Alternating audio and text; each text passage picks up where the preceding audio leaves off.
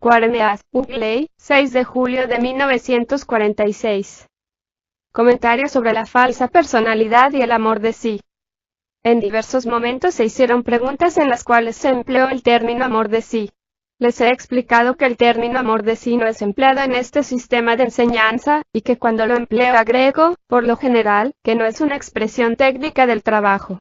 En Londres, en los primeros días del trabajo, hemos discutido muchas veces por qué no se usaba esa palabra y recuerdo que alguien dijo que tal vez se debía a que era una palabra desusada cuyo significado no era muy claro. En una ocasión, en una charla en la que unos pocos intervenían, el señor Ouspensky dijo que si pudiéramos emplear otro término para esa expresión, podría muy bien servir para describir a la falsa personalidad. Se sugirieron diversas palabras tales como autoestima, autoadmiración, autoimportancia, y otras, pero cuando se sugirió el término autosimpatía, dijo que era el que se aproximaba más al que tenía presente. Agregó que toda la cuestión radicaba en las reacciones emocionales de la falsa personalidad en el hombre o la mujer. Dijo que el hombre o la mujer debían ser sacudidos hasta lo más hondo de su persona, para librarse de la falsa personalidad. Nos ofendemos y perdemos los estribos fácilmente, porque la falsa personalidad es nuestro sentimiento de nosotros mismos y es una cosa imaginaria, una máscara artificial adquirida, una persona fingida, a la que gustamos imaginar que somos dicha persona fingida, y que en realidad no lo somos.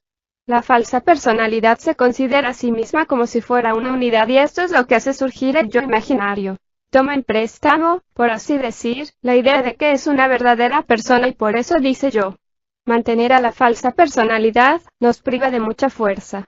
Suscita en nosotros la consideración interior. Nos agota. El señor Ouspensky dijo que la falsa personalidad siempre se justifica a sí misma con el fin de mantenerse en vida. Esto derrocha la fuerza. En cuanto a la falsa personalidad, que en mi caso es llamada Nicole, dijo que uno debe ser capaz de ver que no es en realidad yo.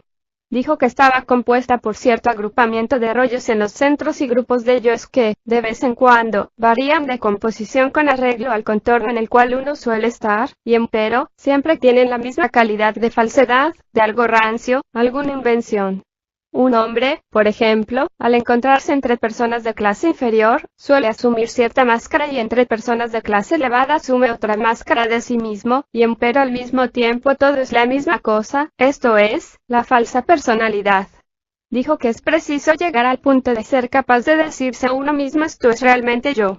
Dijo que esta separación interior, en mi caso de Nicole, era lo que tenía más importancia en el trabajo, y se relacionaba con hacer que la personalidad fuera completamente pasiva.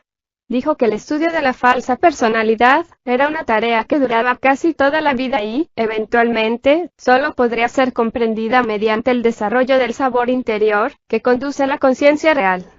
Dijo que la conciencia real, fuera de la conciencia adquirida, era uno de nuestros principales sentidos internos, y que a menos de tenerla, era imposible despertar. La conciencia adquirida depende, claro está, de la manera en que fuimos educados y de lo que nos han enseñado a considerar justo o injusto. Agregó que la conciencia adquirida es diferente en cada nación. Puede ser cualquier cosa. Era una cuestión de imitación.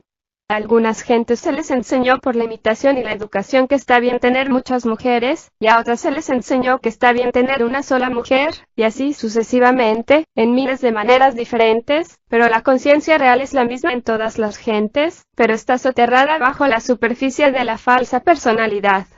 Dijo después que nadie puede actuar sin una mezcla de sí, esto es, en el sentido del propio interés, mas por lo general es puro egoísmo. Las gentes nos suelen considerar externamente. Agregó que nos dijeron amar a nuestro prójimo como a uno mismo, y que uno de sus significados era que es imposible hacer una cosa sin que intervenga el egoísmo y la autosimpatía, pero que la mitad debería corresponder al sí, y la otra al amor por el prójimo.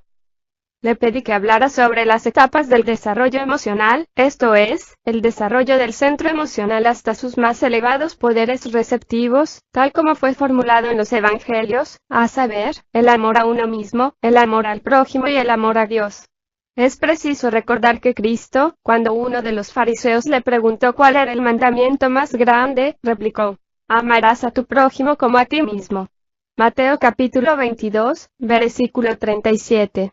Intentaremos dar un resumen de la respuesta del Señor. Empezó con estas palabras: La falsa personalidad solo se ama a sí misma y a todo lo que la halaga está de acuerdo con ella. A no ser que un hombre ame algo más grande que él mismo, nunca podrá modificar su estado interior. Ahora, dijo, las gentes tienen una idea muy extraña del universo y lo dan por supuesto como si se hubiera creado a sí mismo, y no ven nada más maravilloso en ello. ¿Cómo puede crearse una cosa a sí misma? Los científicos se atribuyen todos sus descubrimientos, sin comprender que están estudiando un universo que les fue dado y que existía mucho antes de su nacimiento. Hasta dan su propio nombre a las estrellas. Es absurdo. Pero la falsa personalidad se atribuye todo a sí misma. En tiempos más antiguos, cuando el hombre tenía el sentido de lo milagroso y adoraba a Dios como al Creador, tanto de él mismo como del universo, estaba emocionalmente en mucho mejor estado que el que existe hoy día en el panorama del hombre común. Su comprensión era mejor. Podía estar bajo sí mismo. En lo que respecta a lo que es dicho en los evangelios sobre el amor, es preciso comprender que fue dicho en sentido muy amplio, en escala muy amplia, y posee significado dentro de su significado. Estos significados destruyen a la falsa personalidad, porque cuando llegan a ser comprendidos por un hombre o por una mujer, entonces, el sentido de su pequeñez, comparado con el gran misterio de la creación, los afecta emocionalmente. Todas las grandes emociones destruyen las pequeñas emociones del egoísmo que surgen de la estrecha y contraída esfera de la falsa personalidad, y de su diminuta autosimpatía y autoimportancia. Dijo sucintamente. Ya saben que todos los dichos y parábolas de los evangelios contienen una inmensa densidad de significado, que se revela a medida que cambiamos de nivel de ser. Discutir si Cristo existió o no históricamente, carece de sentido. De hecho, Él existió y desempeñó su papel deliberadamente. Lo importante es que el hombre capaz de discriminación y comprensión que lee los evangelios por primera vez, se da cuenta enseguida que esos breves escritos, esas palabras difieren por completo de todo cuanto fue escrito desde aquella época. Pero las gentes leen los evangelios mecánicamente. No comprenden lo que leen. Leen lo que se refiere a los fariseos y las continuas condenas que Cristo les hacía, pero no ven que esto se aplica a ellos mismos, a su propia falsa personalidad. El fariseo en usted es su falsa personalidad. Se pasa la vida fingiendo lo que no es. Es el fariseo que vive en usted. Las gentes hasta llegan a creer que no cuesta nada comprender, que es preciso amar a Dios con todo el corazón, con toda el alma, con toda la mente, e imaginan que lo logran. No comprenden que esto significa, en primer lugar, hacer que la personalidad sea pasiva, una prolongada tarea. Es menester que renuncien completamente a la idea de que son sus propios creadores, que se den cuenta, prácticamente, a fuerza de golpes, que existe algo infinitamente más grande que ellas mismas y que no son nada. Lo desdichado es que creen comprender lo que Cristo dijo, y hasta las personas muy religiosas profesan amar a Dios, y no observan su insistencia en mantener sus opiniones y en ser una masa de falsa personalidad, de modo que en resumidas cuentas, se aman a sí mismas. Agregó. Por ejemplo, se inclinan a juzgar y condenar a cualquier persona que se comporta de una manera que no aprueban. Esto es, aborrecen en secreto. Ahora bien, ¿qué significa el amor al prójimo? ¿Quién es nuestro prójimo?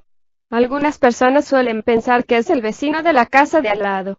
Psicológicamente tiene que ver con aquellos que están más próximos a usted en el ser, con aquellos que están cerca de usted en comprensión, en lo que buscan, o aquellos que siguen el mismo camino. Por eso, es preciso establecer una relación consciente con quienes están en el trabajo, la segunda línea de trabajo. Y entonces, ¿qué significa el amor de sí? Que sí. Tenemos muchos. Y, finalmente, ¿cómo podemos comprender el amor a Dios? Es algo tremendo, algo que imaginamos conocer, pero que aún no podemos conocer. Sí, las gentes dicen que aman a Dios y luego se matan unos a otros, se aborrecen unos a otros, o hablan mal unos de otros. ¿Cómo puede ser esto amor a Dios? Quizás el hombre N7 conoce lo que significa el amor a Dios. Esto es, un hombre que pertenece al más elevado desarrollo posible al hombre, por cierto, él como un hombre mecánico, no puede saber lo que significa. Suele amar su propia opinión de Dios, el Dios a quien cree adorar, pero es subjetivo, y si alguien no opina lo mismo que él, se enfurece y hasta persigue al otro y desea matarlo. Habría que llegar a un estado de conciencia objetiva, es decir, el cuarto estado de conciencia, antes que el significado de las palabras de Cristo fueran plenamente comprensibles. Todo lo que cabe decir de nosotros mismos, es que no sabemos cómo amar a los otros o amar a Dios. Esta es la primera cosa. Cabe comprender que es así. Lo que llamamos amor, puede tornarse en antipatía, en sospechas, en celos o aborrecimiento al momento. El amor quiere decir una emoción positiva, y no conocemos las emociones positivas.